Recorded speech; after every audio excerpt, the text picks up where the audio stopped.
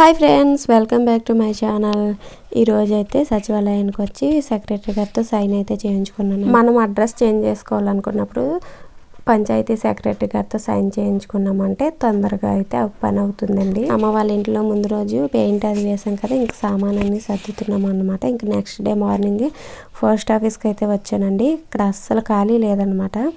రోజుకి 20 మందికి మాత్రమే అప్లికేషన్స్ అయితే ఇస్తారు. ఈరోజు అవుతుందో పిల్లలు స్కూలు మానిపించి తీసుకెళ్ళాను అనమాట. మొత్తానికి అయితే ఏదోలాగా అయిపోయింది.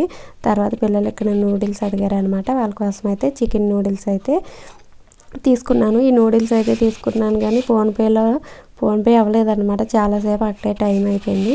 ఇంక తర్వాత అర్జెంట్గా స్టిచ్ చేయాల్సిన బ్లౌజ్ ఉందన్నమాట. వీళ్ళవి 2 బ్లౌజులు అయితే ఉన్నవి. ఒకటి స్టిచ్ చేద్దామని ముందు రోజు అయితే స్టిచ్ చేశాను.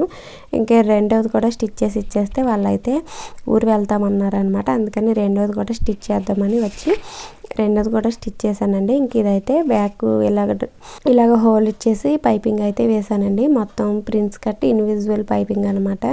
ఈ బ్లౌజ్ అయితే స్టిచ్ చేశాను. ఇంకొక బ్లౌజ్ అయితే ఇంకా ఎంత బిజీగా ఉన్నా ఏమైనా కానీ మన టైలరింగ్లో ఉన్నామంటే మాత్రం కస్టమర్కి అనుకున్న టైంకి అనుకున్నవి ఇవ్వాలండి. మనకి హెల్త్ బాగున్నా బాగోకపోయినా ఎంత పని ఉన్నా కానీ ఒప్పుకున్న పని అయితే కరెక్ట్ టైంకి ఇవ్వాలి. అనుకున్నప్పుడు వాళ్ళకైతే కరెక్ట్ టైంకి ఇచ్చేయాలి.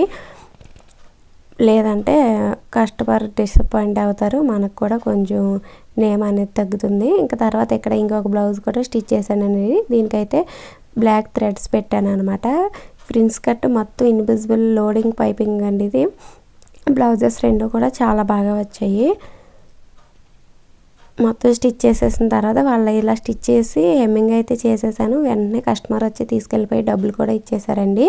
తర్వాత ఇక్కడ నేను కాలీఫ్లవర్ పకోడీ అయితే వేస్తున్నాను.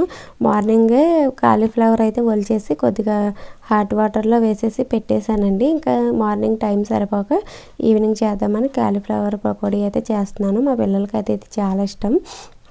ముందు కాలీఫ్లవర్లో ఉప్పు, కారం, అల్లం వెల్లుల్లి పేస్ట్, గరం మసాలా సరిపడా వేసేసుకుని ఇలా మిక్స్ చేసుకున్న తర్వాత శనగపిండి అయితే వేసి కలుపుతున్నానండి. ఇది కొంచెం శనగపిండి గట్టిగా కలుపుతాను అనమాట. అలా అయితే వేసాను. ఇంకా తర్వాత ఒకసారి వేసి ఫ్రై చేసిన తర్వాత మళ్ళీ ఇంకొంచెం లైట్గా వాటర్ అయితే వేసి కలిపాను, మెత్తగా వస్తాయని. ఒకవేళ మీరు కలుపుకోవాలంటే ఫస్ట్ శనగపిండిని కలిపేసుకుని తర్వాత శనగపిండి మనం పకోడీలకి ఎలా కలుపుకుంటామో అలా కలిపేసుకుని తర్వాత అందులో కాలీఫ్లవర్ వేసి కూడా పకోడీ వేసుకోవచ్చు. ఇందులో ఫుడ్ కలరు, మైదా అవన్నీ వేస్తారండి. నేనైతే అవేమీ వేయకుండా చేశాను. టేస్ట్ అయితే చాలా బాగా వచ్చింది. హెల్తీగా చేసుకోవాలనుకున్నప్పుడు మైదా అలాగే ఫుడ్ కలర్ లాంటివి వాడకుండా ఉంటే మంచిదండి. వీడియో నచ్చితే లైక్ చేయండి. Thank you for watching.